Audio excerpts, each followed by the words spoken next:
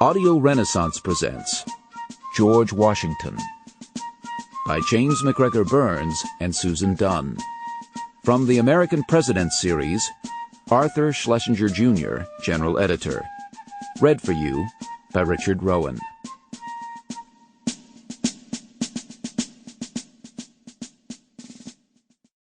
Editor's Note: The American Presidency. The President is the central player in the American political order. That would seem to contradict the intentions of the Founding Fathers. Remembering the horrid example of the British monarchy, they invented a separation of powers in order, as Justice Brandeis later put it, to preclude the exercise of arbitrary power. Accordingly, they divided the government into three allegedly equal and coordinate branches: the executive, the legislative, and the judiciary. But a system based on the tripartite separation of powers has an inherent tendency toward inertia and stalemate. One of the three branches must take the initiative if the system is to move.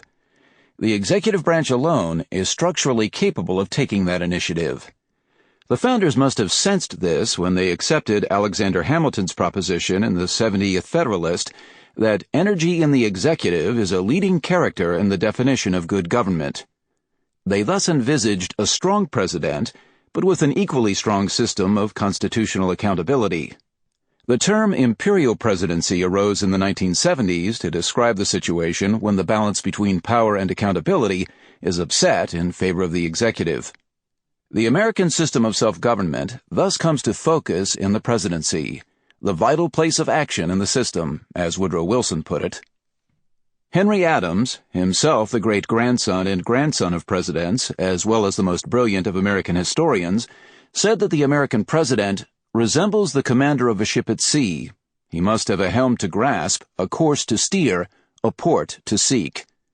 The men in the White House, thus far only men, alas, in steering their chosen courses, have shaped our destiny as a nation. Biography offers an easy education in American history, rendering the past more human, more vivid, more intimate, more accessible, more connected to ourselves. Biography reminds us that presidents are not supermen. They are human beings too, worrying about decisions, attending to wives and children, juggling balls in the air, and putting on their pants one leg at a time. Indeed, as Emerson contended, there is properly no history, only biography. Presidents serve us as inspirations, and they also serve us as warnings. They provide bad examples as well as good. The nation, the Supreme Court has said, has no right to expect that it will always have wise and humane rulers, sincerely attached to the principles of the Constitution. Wicked men, ambitious of power, with hatred of liberty and contempt of law, may fill the place once occupied by Washington and Lincoln. The men in the White House express the ideals and the values, the frailties and the flaws of the voters who send them there. It is altogether natural that we should want to know more about the virtues and the vices of the fellows we have elected to govern us. As we know more about them, we will know more about ourselves. The French political philosopher Joseph de Maistre said, "Every nation has the government it deserves." At the start of the 21st century, 42 men have made it to the Oval Office. George W. Bush is counted our 43rd president because Grover Cleveland, who served non-consecutive terms, is counted twice. Of the parade of presidents, a dozen or so lead the polls periodically conducted by historians and political scientists. What makes a great president? Great presidents possess, or are possessed by, a vision of an ideal America. Their passion, as they grasp the helm, is to set the ship of state on the right course toward the port they seek. Great presidents also have a deep psychic connection with the needs, anxieties, dreams of people.